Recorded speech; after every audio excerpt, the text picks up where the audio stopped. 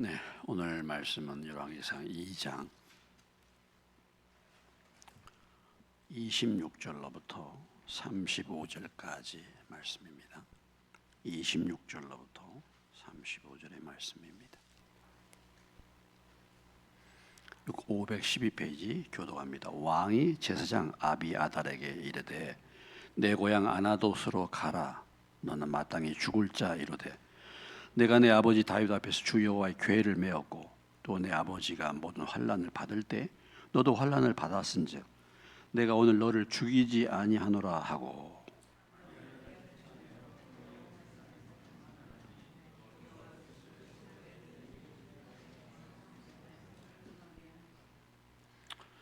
그 소문이 요압에게 들림에 그가 여호와의 장막으로 도망하여 제단불을 잡으니 이는 그가 다윗을 떠나 압살롬을 따르지 아니하였으나 아도니아를 따랐음이더라.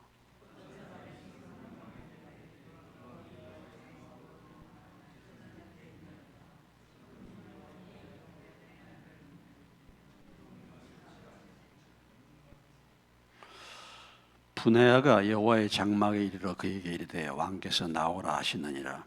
그가 대답하되 아니라 내가 여기서 죽겠노라. 분하야가 돌아가서 왕께 아뢰어 이르되 요압이 이리이리 내게 대답하더이다.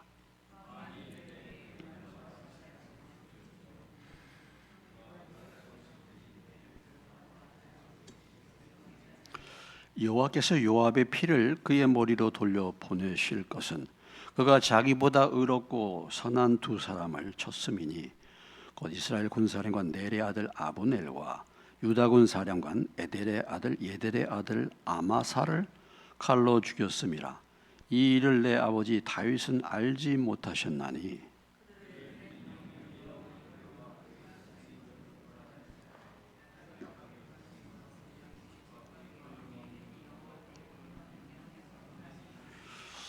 여호야다의 아들 분하야가 곧 올라가서 그를 쳐 죽임에 그가 광야에 있는 자기의 집에 매장되니라. 왕이 이에 여호야다의 아들 분하야를 요압을 대신하여 군사령관으로 삼고 또 제사장 사독으로 아비아달을 대신하게 하니라. 잠깐 기도하겠습니다. 주님, 또 기록된 사건을 통해서 오늘 저희들에게 교훈해 주시고 우리가 이 사건을 통해서 깨닫게 하시고 그래서 또 이 교훈을 받은 대로 우리의 삶의 현장에서 또 잘 적용하고 실천할 수 있도록 도와주옵소서. 말씀을 전하는 저를 붙들어 주시고 성령의 말하게 하심을 따라 말할 수 있도록 도와주옵소서. 예수님의 이름으로 기도합니다. 아멘.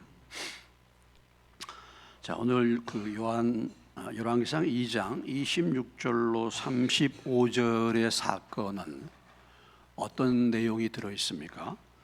26절로 27절까지는 아비아달을 파면해서 추방했다라는 거죠. 아비아달의 파면과 추방입니다. 그리고 28절로부터 35절은 요압의 죽음이죠. 요압을 처형한 것이죠. 요압을 처형한 것입니다. 그러니까 아비아달도 처형당하고 요압도 처형당한 거죠. 그래서 아비아달은 파면해서 추방하고 요압은 죽임을 당하게 되는 사건입니다.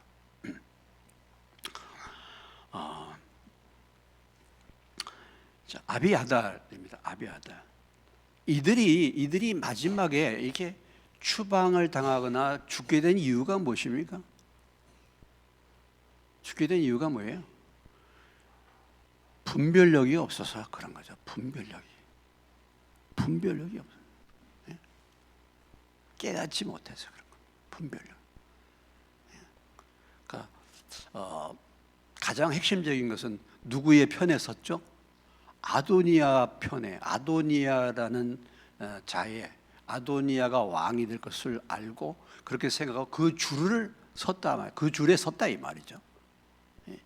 이것이 중요한 원인 중에 하나입니다. 그러니까 우리가 어떤 사람을 따라가느냐, 어떤 줄에 서느냐, 이 사람도 좀 분별할 수 있는 눈이 열려야 돼요. 사람. 오랫동안 지냈으면서도 그 사람이 누군지를 몰라. 그냥 보는 눈이 다 이게 감겨 있어요. 보는 눈이. 예? 보는 눈이. 참 이게 깨어 있지 않기 때문에 분별력이 없는 거죠. 자, 지난 시간에 우리는 아도니아가 죽었죠. 아도니아가 죽었습니다. 왜 죽었습니까? 아도니아는 때를 분별을 못 해가지고 죽은 거잖아요. 예? 그렇죠? 아도니아가 지금 나서서 아비삭을 주소서 내게 주소서 할 때가 아니잖아요. 지금 아도니아가 어떻게 해야 될 때입니까? 근신할 때야. 지금 백유종근하고 정말 찍소리 안 하고 가만히 있을 때예요. 아니 벌써 솔로몬이 찍어가지고 앞으로 너 조금만 잘못하면 너 죽는다 이렇게 경고했잖아요. 그러면 찍소리 안 하고 정말 조용히 지내야 되는데 가만히 있지를 못해. 예? 가만히 있지를 못해. 때를 분별하지 못해가지고 아비삭 달라고 왔다가 죽은 거 아니겠습니까? 죽은 거죠. 나서지 말아야 될 때 나서가지고 죽는 겁니다. 또 이 아비아달과 요압, 물론 요압은 다른 부분이 있지만은 그래도 마지막에 뭐예요? 아도니아를 따랐다. 일단은 솔로몬의 반대 입장, 왕을 대적하는 입장에 속한 것이 중요한 원인 중에 하나였다라는 것입니다. 자, 그러면 우리가 아비아달을 한번 보죠. 왕이 제사장 아비아달에게 이르되 내 고향 아나돗으로 가라. 너는 마땅히 죽을 자인데 내가 내 아버지 다윗 앞에서 주 여호와의 궤를 메었고 또 내 아버지가 모든 환난 받을 때 너도 환난을 받았으니 내가 오늘 너를 죽이지 아니하노라. 그래서 아비아들을 쫓아내고 제사장 직분을 뭐예요? 파면했다. 제사장 직분을 이제 제사장 가문이에요. 제사장 가문이에요. 이 아비아달을 뭐 족보를 쭉 좀 우리가 살펴볼 수도 있겠습니다만은 뭐 여러분이 족보를 좀 보고 싶나요? 성경을 좀 자세히 좀 알고 싶죠? 그러면 아멘. 그냥 넘어가기 원하면 그냥 가만히 계셔. 좀 더 자세히 알고 싶어요? 예. 그럼 역대상 6장으로 가보시겠습니다. 그 뒤에는 역대상 6장.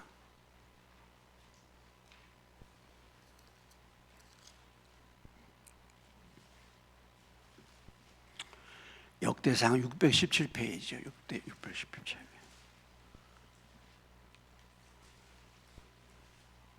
자, 1절로부터 8절까지인데요. 찾으셨습니까?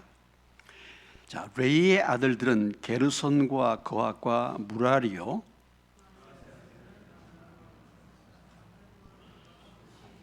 아므람의 자녀는 아론과 모세와 미리암이요, 아론의 자녀는 나답과 아비오와 엘르아살과 이다말이며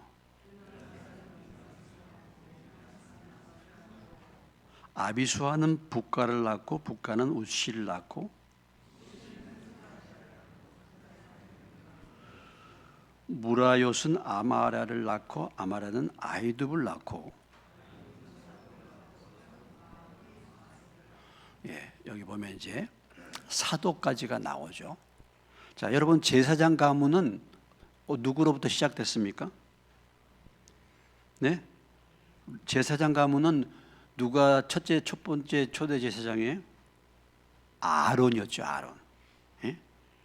레이의 아들이 세 아들이 있었죠. 뭡니까? 게르손, 그핫, 또 뭐예요? 무라리. 여기 보면 그핫이라고 하는데 이걸 고핫이라고도 합니다. 고핫. 성경이 어떤 데 보면 그핫이고 어떤 데는 고핫이에요. 예? 아마 점이 하나 빠졌던 모양이에요. 그러니까 아무튼 게르손, 그핫, 무라리고 그 가운데서 뭐예요? 아므람의 자녀, 이제 그핫의 아들들, 고핫의 아들들 가운데 뭐예요? 아므람과 이스라엘과 헤브론과 우시올이요. 아므람의 자녀가 누굽니까? 아론과 모세와 미리암이야. 아므람이.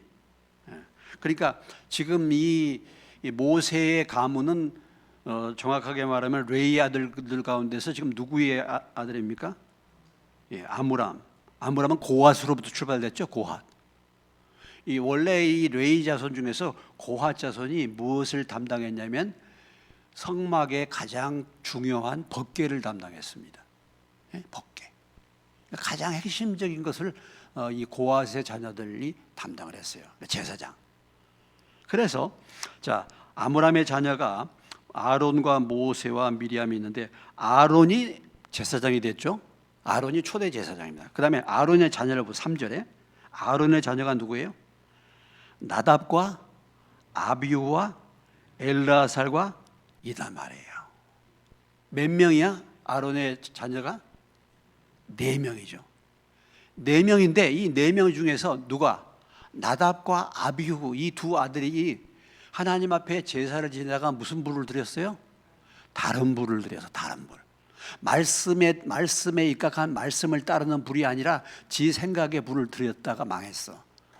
그래서 나답과 아비후가 어떻게 됐습니까? 죽었죠.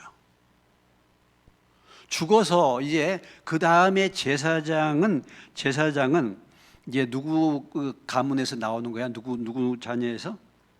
엘르아살과 이다말이에요. 이다말.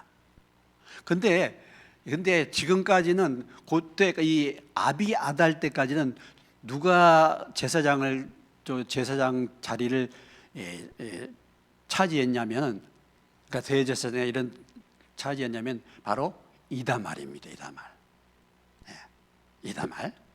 그래서 이 이다말의 그 후손들 가운데서 누가 나오냐면 엘리가 나오고, 엘리를 뒤를 이어서 쭉 이제 가가지고 누구까지 지금 온 거예요?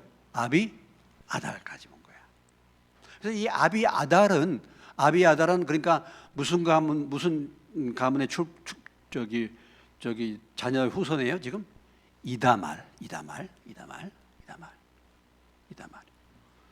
그러다가 이 아비아달이 추방당하고 누가 이제 제사장이 됩니까? 오늘 그 열왕기상 그 2장에 가보면 35절에 보면 먼저 역대상에다 표시해두고 35절에 보면 왕이 이에 여호야다의 아들 분하야를 요압을 대신해 군사령관으로 삼고 제사장 사독으로 말미암아 뭘 삼았다고? 아비아달을 대신하여 사독이 드디어 뭐예요? 제사장이 됐어요. 사독. 그러면 오늘 그 6장에 와서 역대상 6장에 오면은 4절 이하에 보면은 엘르아살이 나오죠. 자, 4절 엘르아살은 비느하스를 낳고 이렇게 쭉쭉 나오잖아요. 그래서 8절에 가보면 이 엘리아살의 과문 가운데서 누가 나왔어요? 사독이 나와. 사독. 그래서 이제 비로소 이 아비아달과 사독이 이 다윗의 시대에는 번갈아 가면서 이렇게 하다가 누가 이제 추방을 당합니까? 아비아달이 추방을 당해요. 그러고서 누가 이제 제사장이 된 겁니까? 사독이 이제 주 제사장이 되어서 이제 그 뒤를 이어간 것입니다. 그런데 사무엘상 2장에 보면 하나님께서 엘리 가문에 대해서 저주하죠. 엘리에 대해서 예언하잖아요. 엘리에 대해서. 자, 그러면 그대로 표시를 열왕기상으로 다시 돌아와서 사무엘상 2장에 가보시오.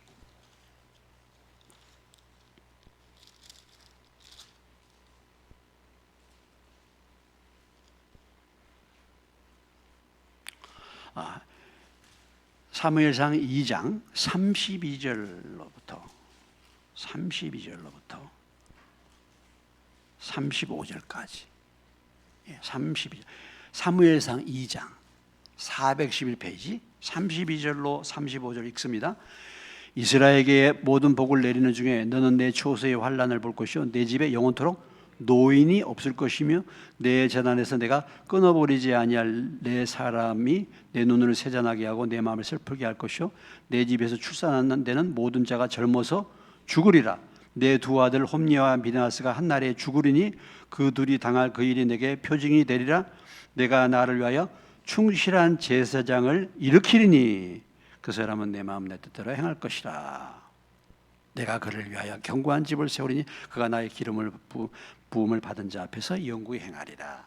그러니까 엘리의 가문, 이 제사장 가문 엘리가 홈리와 비느하스 두 아들의 범죄로 인해서 그 집이 하나님이 예언했죠. 엘리의 집안이 이제 어떻게 된다고요?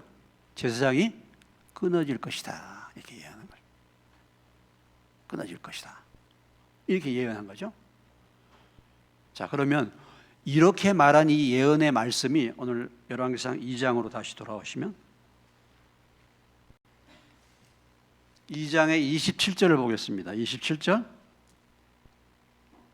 읽습니다. 아비아달을 쫓아내어 여호와의 제사장 직분을 파면하니 여호와께서 실로에서 누구에게? 엘리의 집에 대하여 하신 말씀을 응하게 함이니라. 그러니까 아비아들이 파면돼 가지고 추방당한 이것이 이미 뭐예요? 하나님이 말씀하신 것에 응답이 되었다라는 거죠. 응답이. 예. 그러니까 이제 엘리의 뒤를 이어서 아히둡, 그 엘리의 뒤를 이어서 이제 지속되다가 아히멜렉, 그 다음에 아비아달. 아비아달의 아버지가 누구냐면요, 아히멜렉이라는 제사장입니다. 이제 이런 것까지 다 여러분들이 성경을 읽어보면 이미 다 잘 알고 있어야 되는데, 예. 여러분들이 너무 바쁘기 때문에 지금 성경을 거의 못 읽잖아요. 그렇죠? 성경을 거의 어떤 분은 주일날만 한번 설교 듣고 성경 탁 덮어두신 분도 계시고, 그래도 수요일날 오신 분은 그래도 요거나도 한번 보잖아요. 그죠? 이 부분이라도 보잖아.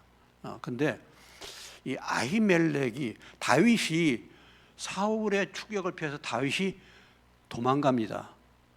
도망가가지고 처음에 누구에게 찾아가요? 제사장 아히멜렉에게 찾아가는 거야. 그래서 그 제사장 아히멜렉이 어떻습니까? 다윗을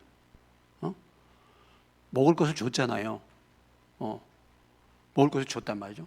근데 그때 사울의 목자장 어떤 사람이야? 누가 와 있었어 옆에? 도액, 이름도 고약한 도액이 그걸 딱 보고 있다가 나중에 어떻게 했습니까? 사울에게 고자질을 했어요. 그러니까 사울이 어떻게 했습니까? 이 아히멜렉의 그 다윗을 돌봐준 이 아히멜렉 제사장과 그 제사장에 속한 모든 사람들 약 80명을 제사장을 다 죽여버렸어요. 여러분들의 표정이 보니까 전혀 들어보지 못한 그런 내용을 이렇게 들으신 것 같아. 한 번도 들어보지 못한 그런 얘기를 좀 들으신 것 같네. 제가 보니까. 그렇게 했어요.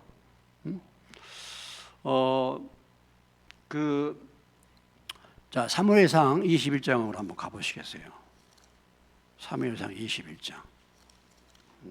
제가 설명하지만 그래도 한 번씩이라도 보시라고.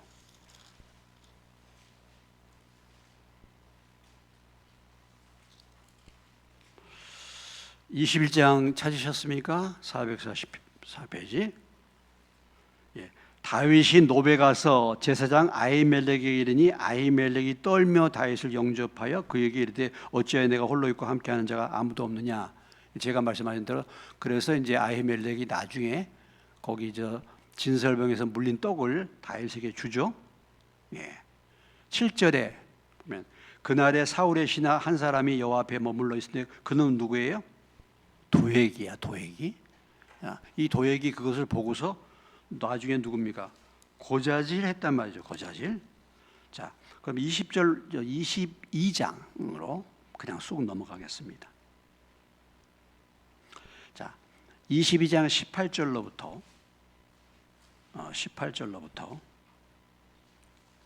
22절까지 18절로부터 22절. 왕이 도액이 이르되 너는 돌아가서 제사장들을 죽이라 하며 에돔 사람 도액이 돌아가서 제사장들을 쳐서 그날에 세마포 에봇 입은 자 85명을 죽였다. 제사장들을 그렇게 죽인 겁니다. 제사장들의 성읍 노베의 남녀와 아이들과 젖먹는 자들의 소와 나귀와 양을 칼로 다 죽인 것입니다. 아히두베의 아들 아히멜렉의 아들 중 하나가 피하였으니 그의 이름이 누구예요? 아비아달이야. 자, 아비아달이 누구예요? 그러니까 아히멜렉의 아들이에요. 그러니까 다윗에게 이제 갔단 말이죠. 그러니까 21절 사울이 여호와의 제사장들을 죽인 일을 다윗에게 알림해. 22절 같이 읽겠습니다. 다윗이 아비아달에게 이르되 그날에 에돔 사람 도액이 거기 있기로 그가 반드시 사울에게 말할 줄 내가 알았노라. 내 아버지 집의 모든 사람 죽은 것이 나의 탓이로다. 두려워하지 말고 내게 있으라. 그래서 이 아비아달이 누구 곁에 머무릅니까? 바로 다윗의 곁에 머물러서 제사장 역할을 하게 되었어요. 그래서 다윗이 나중에 하나님의 법궤를 가지고 올 때에 처음에 뭐예요? 아효와 우사가 송아지 그 수레에다가 끌고 오다가 뭐예요? 나곤의 타작 맞아서 송아지가 뛰어서 그걸 잡다가 우사가 즉사했죠. 그래서 놀래가지고 바로 이 아비아달 이 제사장에게 메고 오라고 명령합니다. 그래서 이제 이 아비아달이 하나님의 법궤를 메고 온 거고, 그 다음에 어떤 일이 있을 때마다 아비아달이 제사장으로서 그런 역할을 했죠. 그래서 자, 오늘 열왕기상 다시 2장에 오시면 그나마라도 26절에 너는 마땅히 죽을 자로 돼. 뭐 때문에? 내가 내 아버지 다윗 앞에서 뭐예요? 주 여호와의 궤를 메었다. 그나마라도 이 다윗 앞에서 하나님의 궤를 메었고, 그리고 다윗이 압살롬의 난을 피해서 도망갈 때도 아비아달이 어떻게 했습니까? 그 환난을 받을 때도 아비아달이 누구의 편에? 바로 다윗의 편에 있었기 때문에 무엇을 면했어요? 죽음을 면했다. 그나마라도 그런 공로가 있었고, 더 나아가서는 누구의 공로가 있었습니까? 그 아버지 아히멜렉. 아버지 아히멜렉이 그래도 다윗을 이게 살펴주다가 그 집안 식구들이 다 죽었잖아. 이런 그 과정과 이런 희생이 있었기 때문에 그나마라도 아비아달도 뭐예요? 죽을 목숨인데 어떻게 한다고요? 목숨만은 살려준다 이거죠. 그래서 그나마라도 정상을 참작해 줬다. 과거에 그나마라도 했던 것을 참작해서 죽이지는 않고 직분을 파면했다. 이것입니다. 근데 이것이 뭐예요? 하나님이 이미 엘리 집안에 대해서, 이다말의 그 집안에 대해서 하신 예언, 말씀이 뭐예요? 그대로 응했다, 실천되었다라는 것을 말해주고 있습니다. 말해주고 있죠.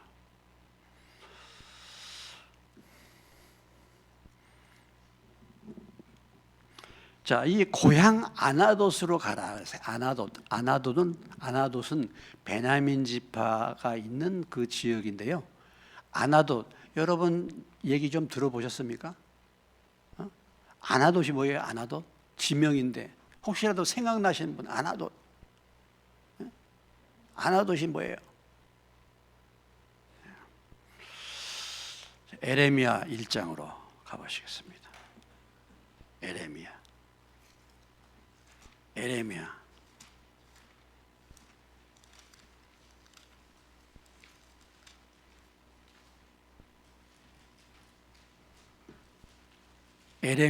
1장. 예레미야 제가 꼭 발음이 에레미야라 그런다고 자꾸 저를 갖다가 뭐라고 하는 사람이 있어요.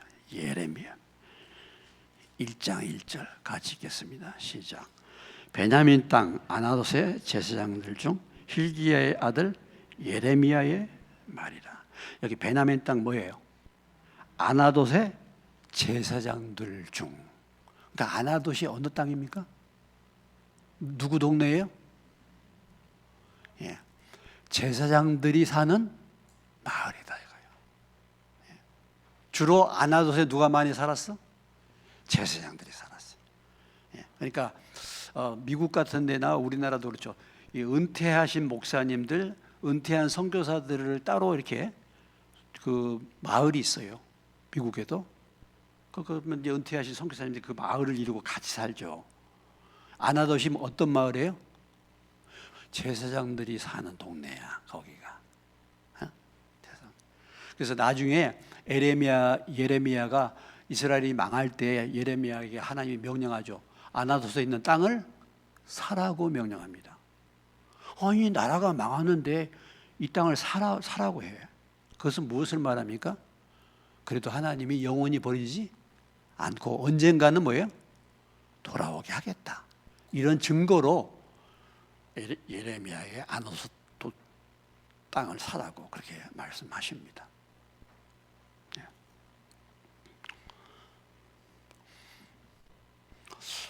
근데 가만 여러분들 반응을 보니까 전혀 정말 한 번도 들어보지 못한, 지금까지 신앙생활을 20년 30년 한 것 같은데 한 번도 들어보지 못한 지명이고 그런 것 같아요. 기본적으로 이런 정도는 알아서 좀 이렇게 나와야 되지 않는가? 그렇지 않습니까? 이렇게 이런 정도. 자, 아무튼 그렇게 이제 쫓아내서 파면을 했다. 인생 끝인데 한마디로 말해서 뭐예요? 불명예 퇴진했다 이거. 불명예 퇴진한 것입니다. 불명예. 불명예 퇴진한 것. 마지막에 불명예 퇴진한 것.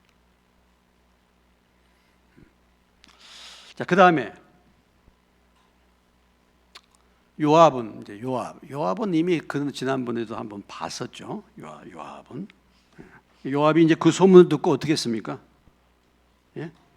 여호와의 장막으로 도망하여 뭘 잡았다고? 제단불을 잡았다. 요압이 누구의 아들입니까? 요압이 수루야의 아들이죠. 수루야의 아들. 다윗의 누님 아들입니다. 누님 아들이니까 다윗과의 관계는 뭐예요? 누가 되는 거예요? 잘 계산이 안 되시는 분들이 다윗에게 누가 되는 거예요? 조카가 되는 거예요. 근데 다윗이 지금 그 식구들 가운데 다윗이 어떻게 돼요? 지금 막내죠. 막내니까 그 누님 아들이면은 자기 삼촌보다 조카가 나이가 더 많을 수도 있는 거예요. 많을 수 있는 것입니다. 그리고 요압이 수르야의 첫 번째 아들이거든. 아빗의 아사엘, 그러니까 첫 번째 아들이니까 더 나이가 많을 수도 있어요. 근데 그렇지만 조카야, 조카입니다. 네, 요압이 이제 도망가서 솔로몬이 뭐라고 합니까? 이제 분야야를 보내가지고 너는 가서 그를 치라 명령했어요. 죽여버려라. 뭐 다른 거 뭐 저기 할 것 없이 죽여버려야. 그랬더니 어떻게 합니까? 30절에 장막에서 나와라 하니까 뭐예요? 내가 여기서 죽겠노라. 지금 요압이 가가지고 제단불을 잡고 뭐 하고 있어요 지금? 예? 뭐 하고 있기는 떨고 있죠 지금. 죽을까 봐서. 요압이 이스라엘의 유명한 사령관이면 군 최고 군사령관이에요. 요압이 얼마나 많은 전쟁을 치렀습니까? 그런데 이 당당한 군사령관이 마지막 인생에 자기 목숨이 지금 아까워가지고 부들부들 떨면서 거기로 도망갔다니까. 가서 지금 제단불을 잡고 막 이렇게 떨고 있는 거예요. 나와라 그러니까 막 안 나가고 나 여기서 죽겠다. 이 참 요압의 그 마지막을 우리가 한번 생각해 보십시오. 요압이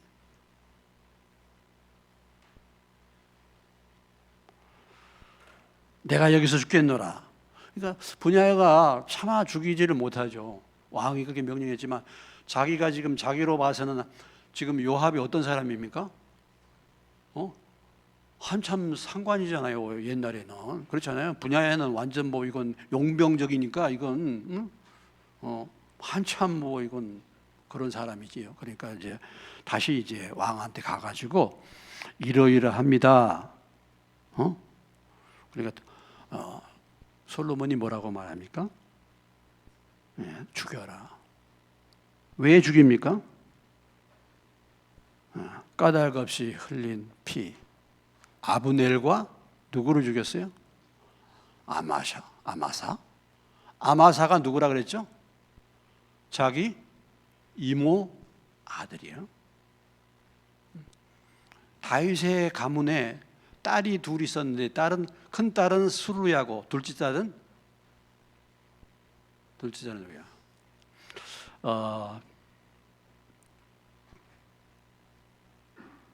우리가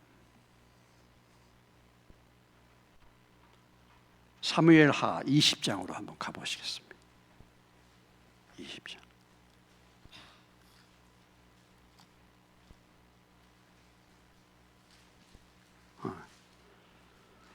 어,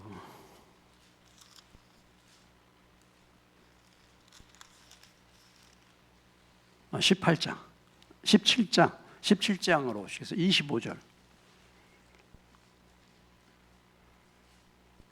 아비가 17장 25절 찾으셨죠? 17장 사무엘하입니다. 읽겠습니다. 시작. 압살롬이 아마사로 요압을 대신하여 군 지휘관으로 삼으니라. 아마사는 이스라엘 사람 이드라 하는 자의 아들이라.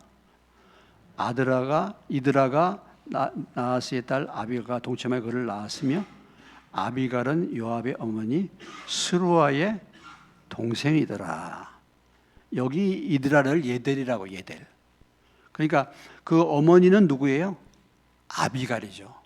아비갈은 누굽니까? 스루아의 여동생, 자매야. 그러니까 아마사는 자기 어머니 여동생. 어머니 여동생이 누구죠? 이모 아들이야, 이모 아들. 이모 아들과의 나와의 관계를 뭐라고 합니까? 이종 형제죠. 근데 죽여버려 아마사를.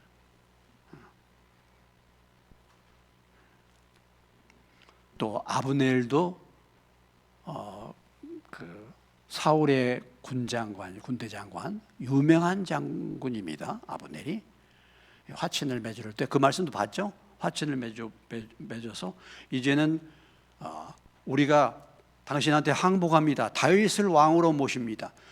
이 사울의 아들 이스보셋을 아브넬이 모시다가 아브넬이 다윗에게 대세가 간 것을 보고 다윗에게 찾아와 가지고 우리가 이제는 항복하고 내가 당신에게 오겠습니다 하고 화친을 맺고 돌아가는 중간에 요압이 불러가지고 살짝이 불러가지고 찔러서 죽여버렸죠.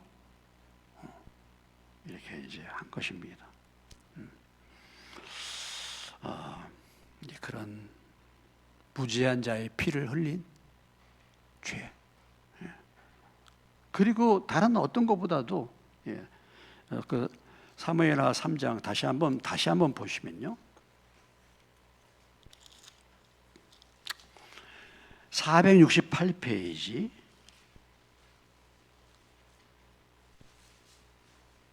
3장 39절입니다. 사무엘하 3장 39절이에요.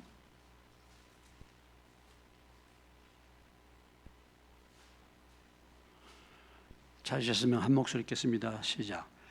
내가 기름 부음을 받은 왕이 되었으나 오늘 약하여서 수루아의 아들인 이 사람들 제하기가 너무 어려우니 여호와는 악행한 자에게 그 악한 대로 갚으실지로다 하니라.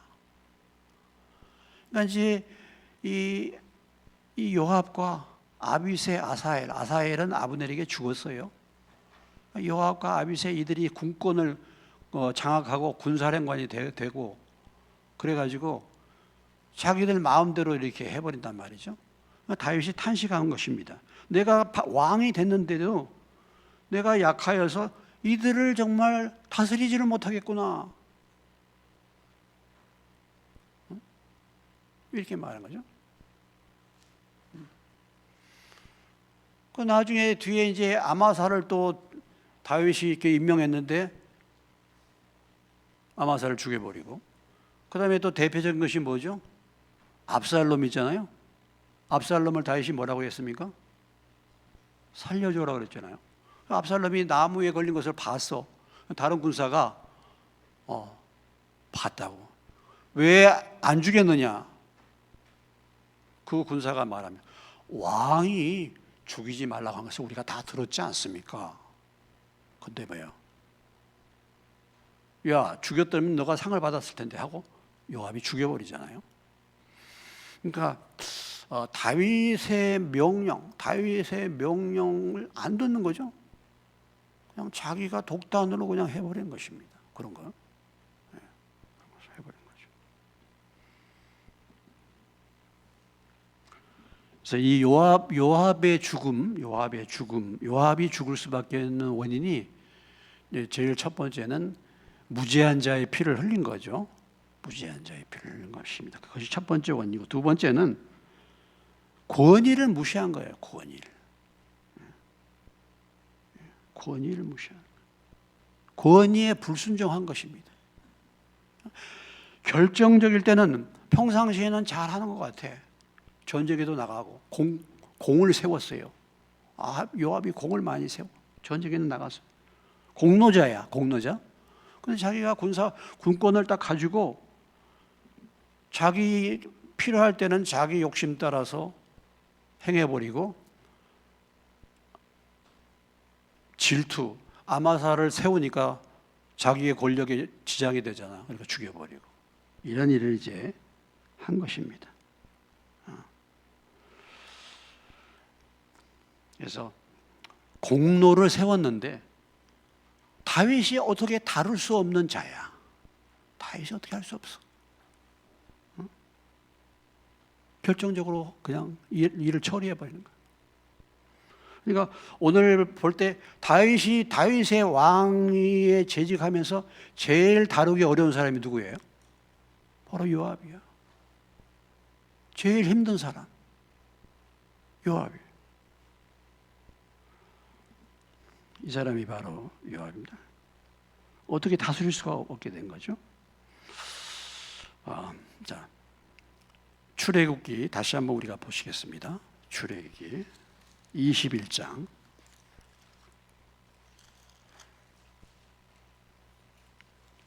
12절로 14절, 113페이지입니다.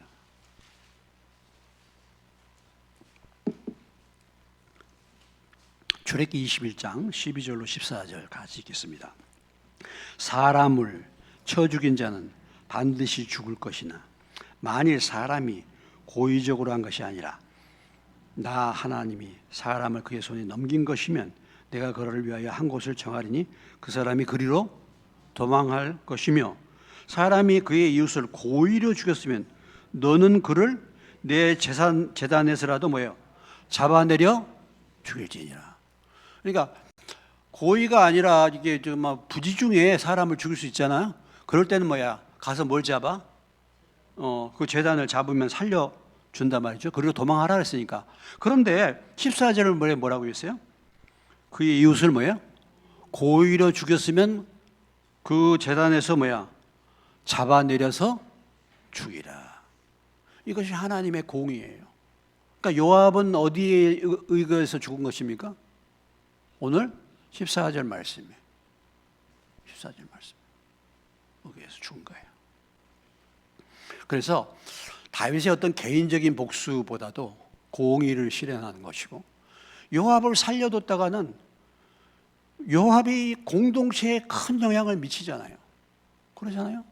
군권을 가지고 다윗에게도 이렇게 대적했던 자가 솔로몬에게는 대적 안 하겠습니까? 정리를 해야죠. 사실은 다윗이 정리를 해야 되는데 다윗이 과감하게 이걸 하지 못한 거예요. 다윗이. 사실은 다윗이 정리를 했어야죠. 근데 다윗이 정리를 못하고 마지막 유언으로 솔로몬에게 그로 백발로 평안하게 내려가지 못하게 하라, 이렇게 이제 명령을 내리고, 그래서 이제 솔로몬이 과감하게 요압을 죽이는 것입니다.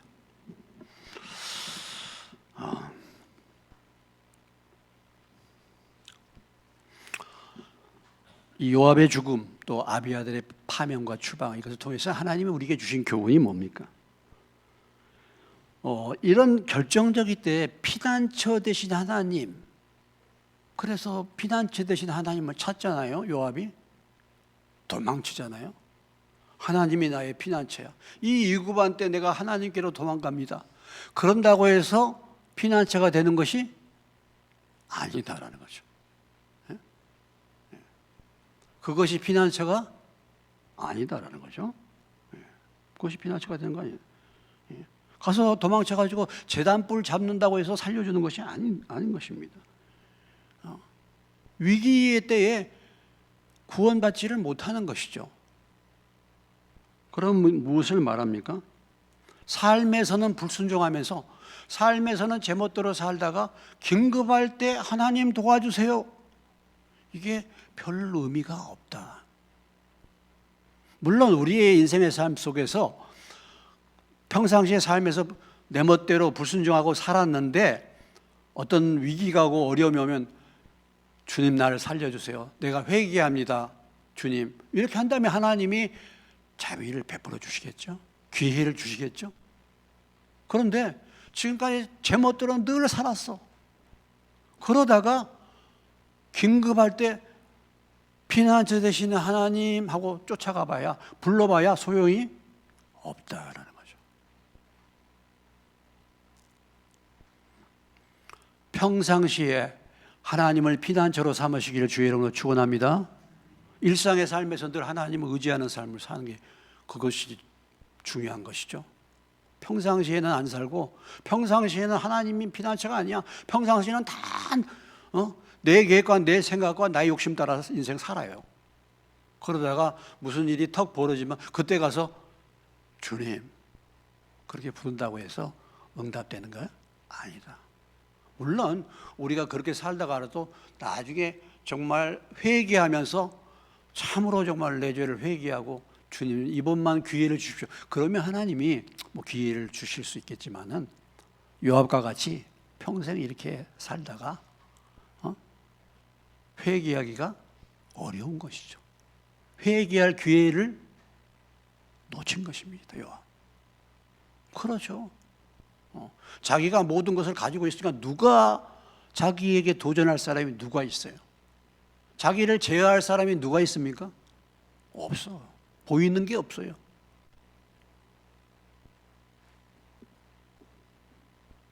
평상시에 우리가 늘 돌아보면서 우리가 회개하고 하나님과 바른 관계를 맺는 것, 이것이 우리의 피난처인 줄로 믿습니다.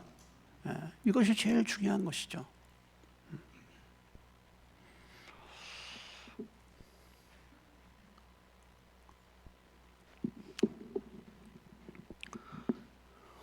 그러니까 중간에 이렇게 살았는데 회개할 기회를 놓친 것이죠.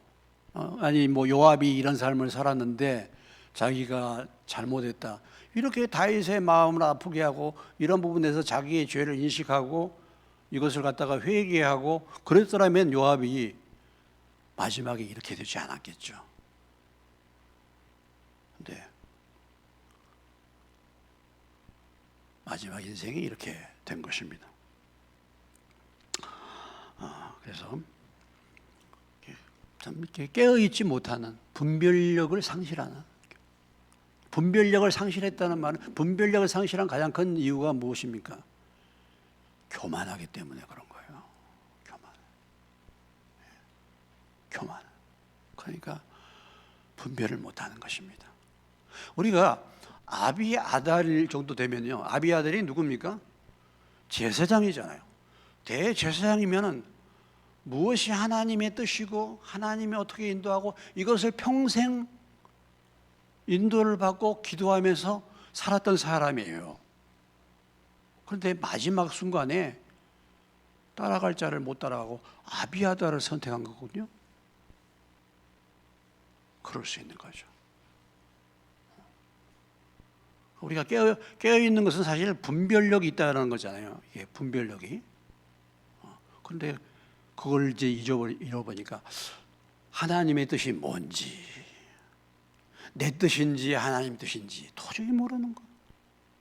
또 이것이 마귀의 역사인지 성령의 역사인지 모르는 거죠.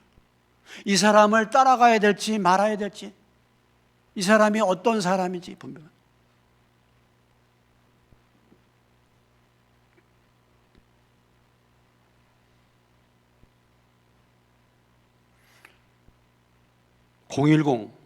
(010-5478-7390) 전화가 왔어요.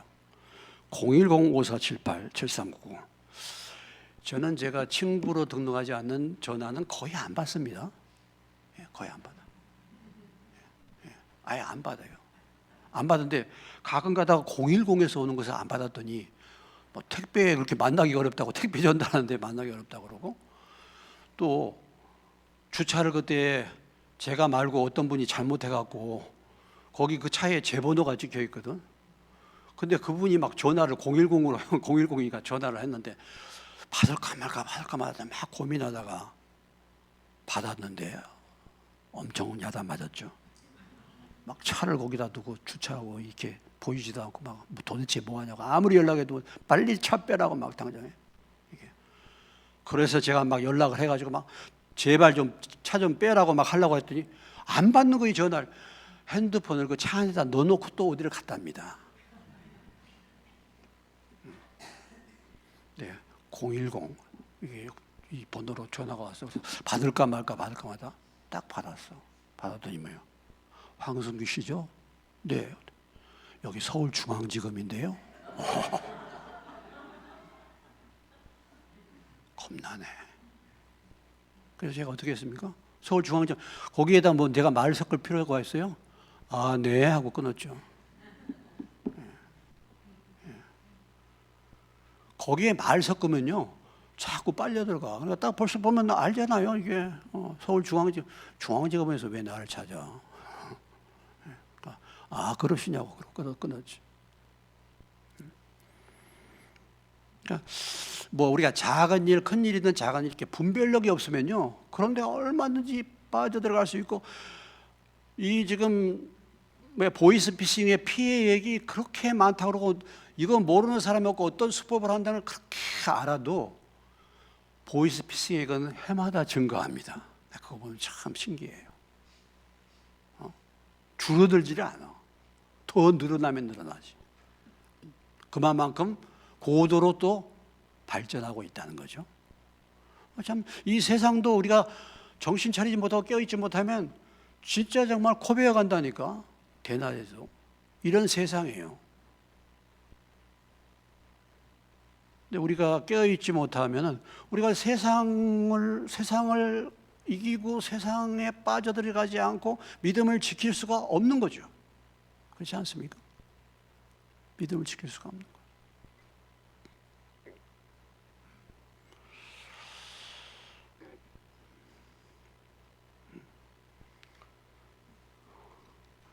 자, 오늘 이 아비아달과 요압 이들을 우리가 보면서 다시 또 교훈받지만 뭡니까? 마지막의 중요성이죠. 그렇죠? 마지막, 인생 마지막. 인생만. 시작은 미약하지만 나중은 뭐예요? 나중은 뭐예요? 장대해라. 다 그 엽기서 말씀. 그게 다 어디에 있습니까? 주로 식당에 많이 달려 있죠. 근데 많은 경우에 시작은 장대한데 나중에 뭐예요? 미약해. 성경에 보면 그런 사람들 많잖아요. 마지막에 어려움 당한. 아니 그 유명한 모세가 마지막에 이거 성질 하나 참지 못해갖고 가나안에 못 들어가잖아요. 그 성질을 못 참. 근데 모세가 성질을 참지 못했다. 그것을 성경에 보면 그렇게 말하잖아요. 백성들이 뭐야? 모세를 그 백성들의 그 죄악 때문에 모세가 너무 그 마음이 상해가지고 화낸 거잖아요. 모세가 자기가 그냥 화낸 게 아닙니다. 근데 제가 볼 때도 그런 정도면 저라도 얼마든지 화를 내겠어. 근데 그거 마지막에 그거 못 해가지고 가나안을 못 들어가요.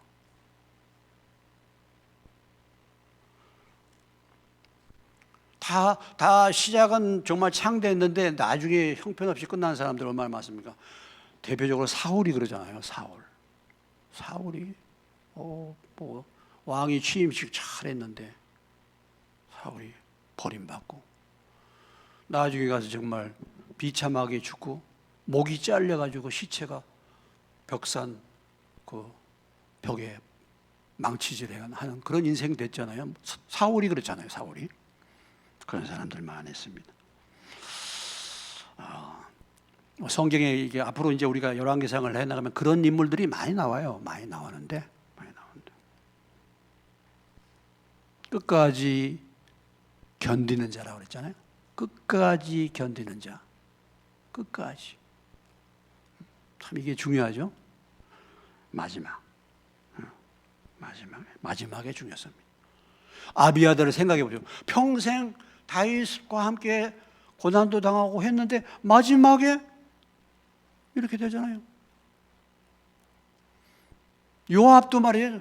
요압도 40년 이상이에요. 요압은 최소한 40년 이상 다윗과 동행했습니다. 다윗이 헤브론에서 왕에 등극할 때가 30살에 등극했는데 그 이전부터 요압이 활동했으니까 70세에 죽었으니까 40년 이상이에요. 그런데 마지막이 뭐예요? 죽임 당하잖아요. 얼마든지 우리가 그럴 수 있는 거 아니겠습니까? 마지막.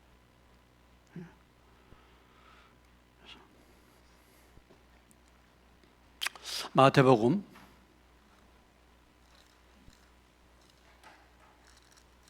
24장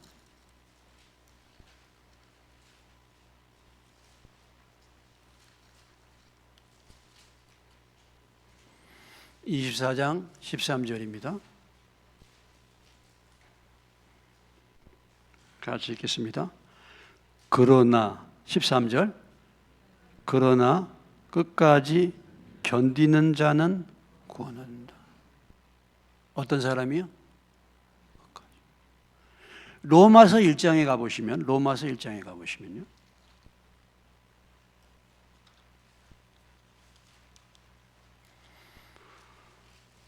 로마서 1장 17절입니다.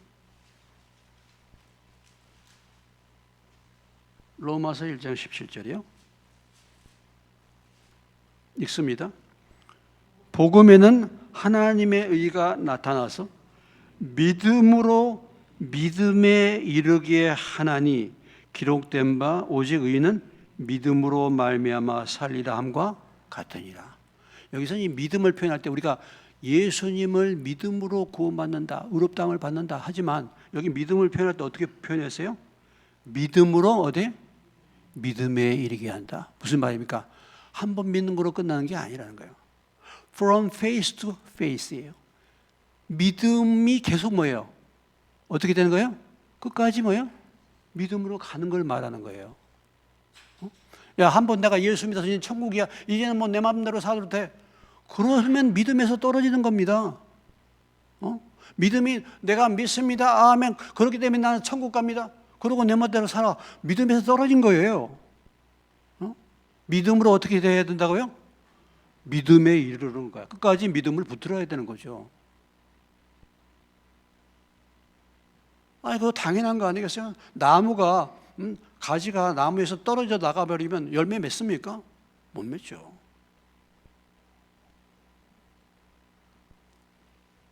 그래서 참 우리가 끝까지 믿음을 붙들고 끝까지 견디고 참 이게 중요하다는 사실을 오늘 이 아비아달과 요압을 통해서 우리에게 교훈해 주고 있습니다. 그렇죠? 우리가 참 마지막 끝에 그렇죠. 첫사랑을 잊어버릴 수도 있고 에베소 교회 같이 라오디게 같이 교회 같이 눈이 어두워져 갖고 자기는 믿음이 있다고 생각하는데 사실은 벌거벗은 자야. 그것을 알지 못하는 상태가 되어 있는 교회도 있잖아요. 그런 교인들이 있다 이거죠. 라오디기아 그러면 뭐예요? 눈에 안악을 사서 발라야 되는데 자기는 눈이 다 어두워져 가지고 믿음이 좋은 것 같아 그러고 있어요. 그런 교회가 있고 그런 교회에 그런 교인들이 있었다는 것을 말하는 것입니다. 초대교회 그 7교회의 모형을 통해서 그래도 하나님 앞에 서 있는 교회는 딱 두 군데요. 두 교회였잖아요. 두 교회네. 나머지는 뭐예요? 살았다는 이름은 있으나 죽은 자고 이렇게 세상에 물드는 교회. 그건 뭐예요?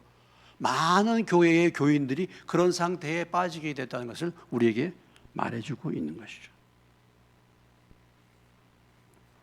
그래서 우리가 늘 변질될 수 있다는 거. 그러나 마지막 끝에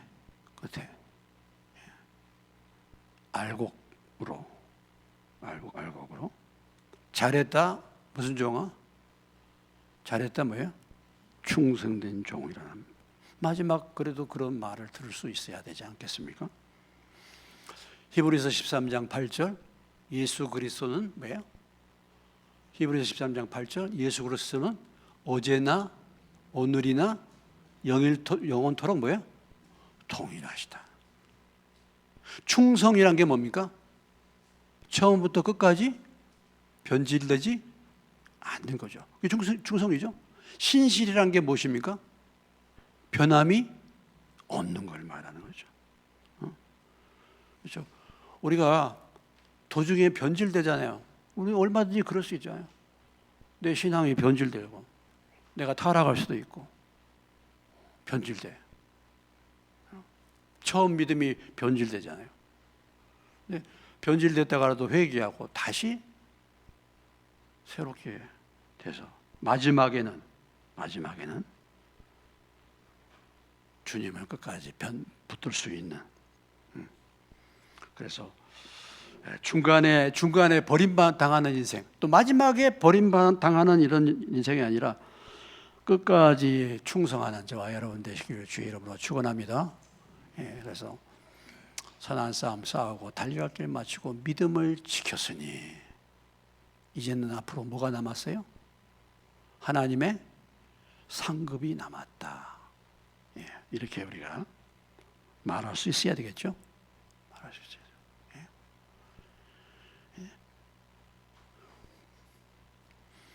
여러분, 전두환 씨한테는 누가 있었습니까? 전두환 씨에게 누가 있었어요? 장세동. 주인을 잘못했겠지만은 장세동 씨는 뭐예요? 충성한 사람이에요. 그죠? 주군을 잘못 알았어. 잘못했지만 누구에게 충성했어? 전두환 씨한테 충성했어. 그래서 자기가 다 덮어쓰고 감옥에 갔잖아요. 감옥에. 그 정도로 했죠. 그렇게 충성했다. 근데 우리가 예수 믿는데 정말 주님 앞에 우리가 충성해야 되는데 참 변질되고 모르겠어요. 여러분 지금 나의 신앙을 하나님이 돌아볼 때 너는 정말 그래도 어찌됐든 간에 내 인생을 볼 때 그래도 칭찬을 받을 만하다 할 것인지 아니면은 불 가운데서 겨우 그냥 구원이나 받을 수 있을 것인지 아니면은 나 너 도무지 모르겠다. 이렇게 할 수 있지 않습니까? 우리가 하나님 앞에 조용히 기다리면서 돌아보면서 오늘 아비아달 요압의 인생을 보면서 야 이렇게 섬겼던 사람들이 이렇게 공로자하고 됐는데 마지막이 이렇게 비극으로 끝나는 사람들을 보면서 하나님이 저와 여러분에게 교훈해 주시는 거 아니겠습니까? 그래서 어제보다는 오늘보다는 내일이 더 주님 앞에 충성스럽게 변하는 저와 여러분이 되시길 주님의 이름으로 축원합니다. 212장 찬송 드리겠습니다.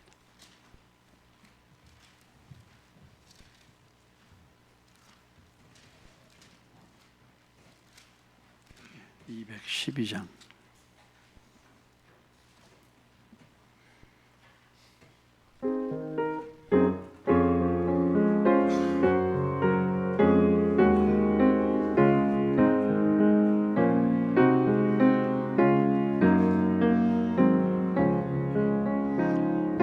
겸손히 주를 섬길 때 괴로운 일이 많으나 그 주여 내게 힘 주소 잘 감당하게 하소서. 인자한 말을 가지고 사람을 감화시키며 갈 길을 잃은 무리를 인도하게 하소서. 주의 귀한 인내 깨달아 알게 하시고 굳건한 믿음 주소서. 늘 승리하게 하소서. 장래의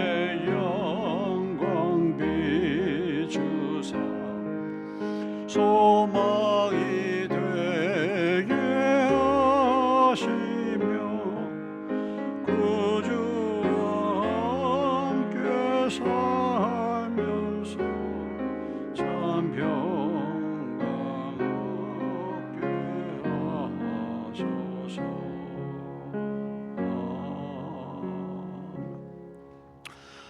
오늘 말씀을 기억하면서 그렇습니다. 주님, 지금까지 내 신앙생활을 몇 년 했든지 그런 모든 경력과 이 모든 것을 다 내려놓고 마지막 순간 앞으로 남은 우리의 신앙생활이 정말 주님 앞에 새롭게 되어서 끝에 주님을 만날 때라도 우리가 버림당을 당하지 않도록 주님 오늘부터라도 우리를 새롭게 해주고 끝까지 믿음을 지킬 수 있게 해 주십시오.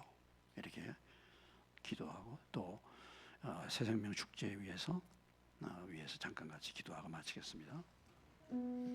하나님 아버지, 그렇습니다. 주님, 마지막 아버지 하나님, 아비아달, 요압, 어찌됐든 간에 이스라엘의 공로자들, 또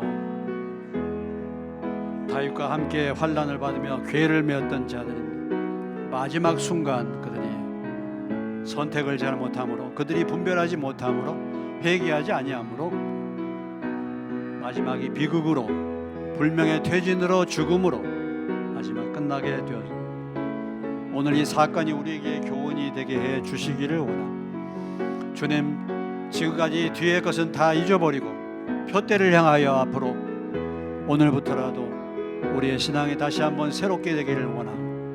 주님이 보시는 관점에서 제 자신을 들어보게 도와주시고 어제나 오늘이나 영원토록 변함이 없으신 주님의 그 신실하심을 따라서 우리가 앞으로 남은 아버지 하나님 삶이 늘 회개하면서 주님과의 관계가 바르게 세워질 수 있게 하시고 주님을 소망하게 하시고 주님을 더 의지할 수 있는 믿음의 삶을 살게 도와주셔서 마지막 순간에 들림받게 도와주시고 마지막 순간에 잘했다 칭찬받게 도와주시고 알곡으로 주님 앞에 의의 면류관 받을 수 있는 자들로 저희들이 새롭게 되어지게 도와주시옵소서.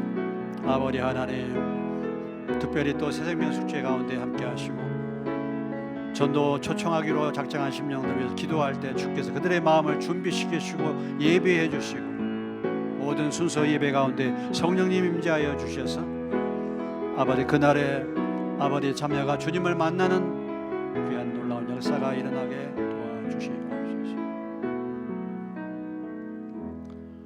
하나님 아버지, 오늘 말씀을 통해서 아비아달과 요압의 최후가 어떠했는가, 그들이 공로를 많이 세우고 이렇게 했지만은 마지막에 불명예 퇴진이요 또 죽임을 당하는 이런 비극으로 그들의 인생을 마감하는 것을 볼 때 다시 한번 우리에게 교훈해 주신 것 감사드립니다.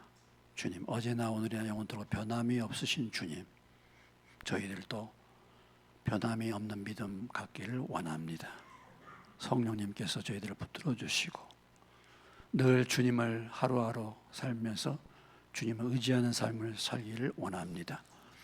뒤의 것은 잊어버리고 앞에 있는 표대를 향하여 날마다 회개할 것이 무엇인가 회개하고 주님을 소망하면서 깨어있는 삶을 사는 저희가 되기를 원합니다. 이 자리에 한 사람도 빠짐없이 다 들림받게 도와주시고 주님 앞에 잘했다, 충성된 종이라고 칭찬받을 수 있는 믿음의 삶을 살 수 있도록 도와주시옵소서. 새생명 축제 가운데 앞서가시고 초청하기로 작정했던 심령들의 마음이 준비되게 도와주시고 예배 가운데에 성령님 임재하여 주셔서 주님을 만나는 귀한 역사가 일어나게 도와주시옵소서. 예물드린 손길 축복하시고 끝까지 믿음을 지키며 끝까지 충성할 수 있는 은혜가 있게 하여 주시옵소서. 예수님의 이름으로 기도합니다. 아멘.